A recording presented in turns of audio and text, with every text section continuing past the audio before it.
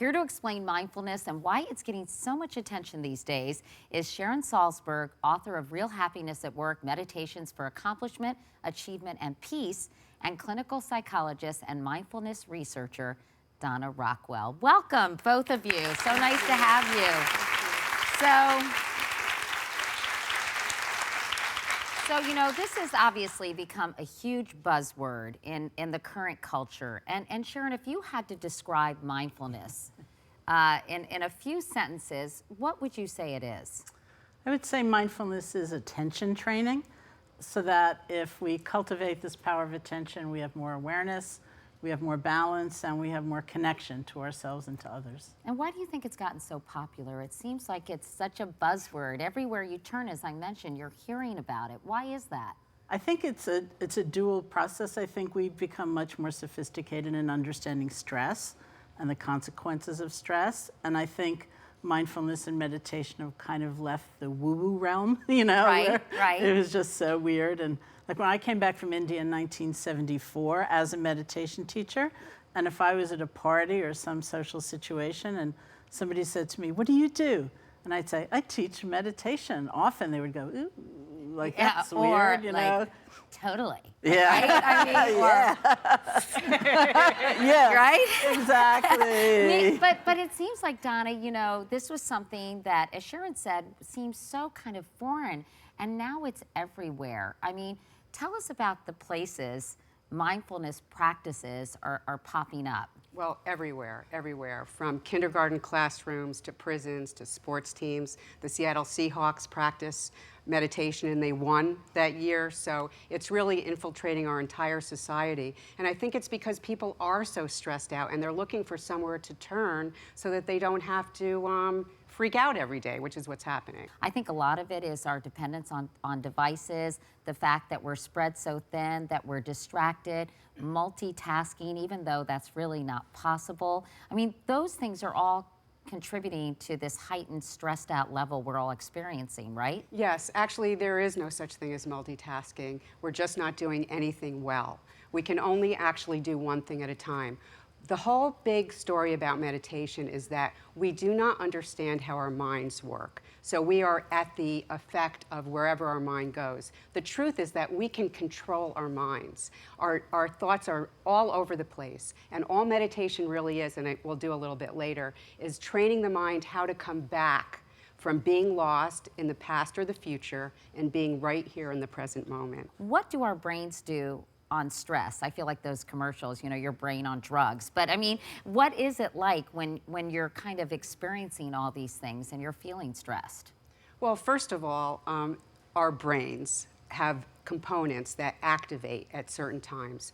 At the back is something called the amygdala, and that is the very reptilian part of the brain. That's where the fight or flight response comes from. That's where our anger and rage gets exploded from.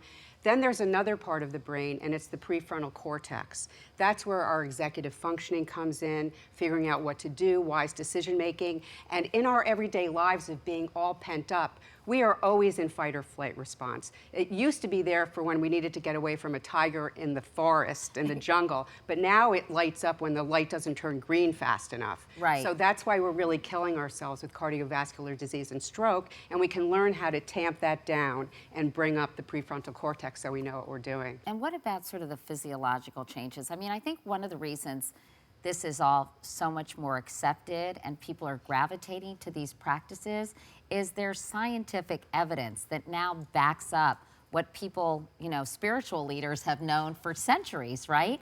What does it do to you physiologically, Donna? And that's why they've known about it for centuries and thousands of years, because it does help keep us well. But with this prefrontal cortex activation and no cortisol pumping through the body, that creates an immune response, and that's why people get sick. So what they're finding through research is that by having a meditation practice, we're actually keeping the body calm and our physiology calmer, and it's curing things like cardiovascular disease, stroke. It's preventative medicine, so those things never happen. It's actually letting us be in control of our physical bodies. And a piece that's not particularly physiological is we are so busy we don't even see the magic of every day, of the preciousness of our lives. And when you meditate, you get way more connected to that, and you experience love more deeply, friendships more deeply, and life more fully. And more people are also meditating at work. And you say it's not that hard. You know, I think a lot of people think, oh, meditation, you have to spend a half an hour or 45 minutes every morning and every night. While that may be optimal, right? A lot of people can't do that. But there are ways that you can just take a quiet break and meditate. You're going to show us how to do that, Donna, right? I'll do that right now. And tell us what that is. You call it a 5-breath meditation? It's called a 5-breath countdown, and I learned it from a professor at Harvard Medical School, so it's got to be good. All right, are you guys going to help do this with me? Okay, we'll try it. And I'm going to use my gong, too, because that really helps to set the stage and creates a pause in all of this cognitive thinking, which is what gets us in trouble. So the first thing you can do is you can put your hand on your heart area, your chest, and the other one on your belly.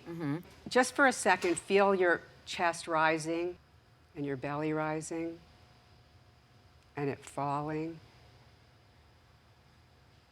and rising and falling. And you can already see that you've already started to calm yourself down. So that's the first meditation. And then the second one, you can put your hands down now if you want. And you can do that anytime. You could do it while you're going to the bathroom, and we have to do that a few times a day. And the other one is counting backwards from 5 through 0. You can do this at your desk with your eyes closed. And I'm going to gong the gong just for the beauty of the sound. And then I'm going to count backwards from 5 through 0. And on the out breath, you can do it in your head with me. Close your eyes.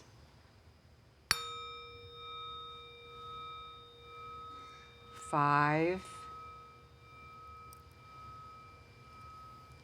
4, 3,